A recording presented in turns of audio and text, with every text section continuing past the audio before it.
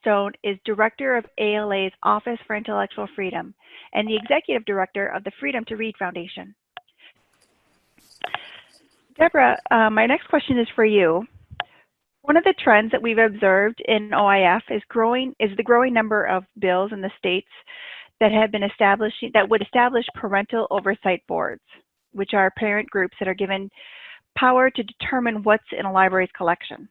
These boards specifically look at whether or not materials are age appropriate, and this is a not so subtle way of attempting to remove LGBTQIA+ materials. What can libraries do to keep tabs on legislation in their state about the parental oversight boards or any other legislation that places library personnel at risk?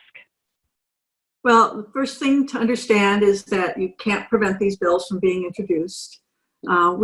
For the last 18 months or so, we've been tracking the activities of a number of anti-LGBTQ groups and anti-sex ed groups, anti-porn groups, and they've actually come together to work in concert to develop these bills. But what we've found is that the best defense is a good offense. You need to be willing to monitor the activities of these groups. And so building on that strong relationship, they were able to go to legislators and convince them not to support this legislation, even though their personal politics might have led them to do so.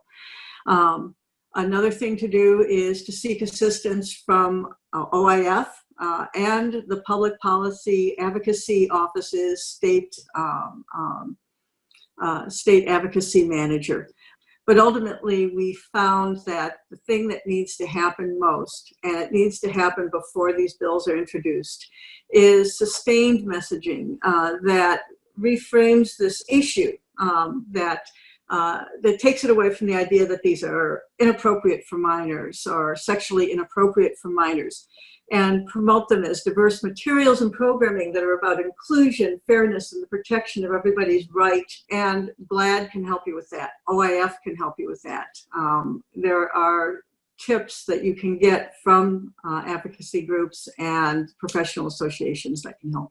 But ultimately, we found that the thing that needs to happen most, and it needs to happen before these bills are introduced, is sustained messaging that reframes this issue, that takes it away from the idea that these are inappropriate for minors or sexually inappropriate for minors, and promote them as diverse materials and programming that are about inclusion,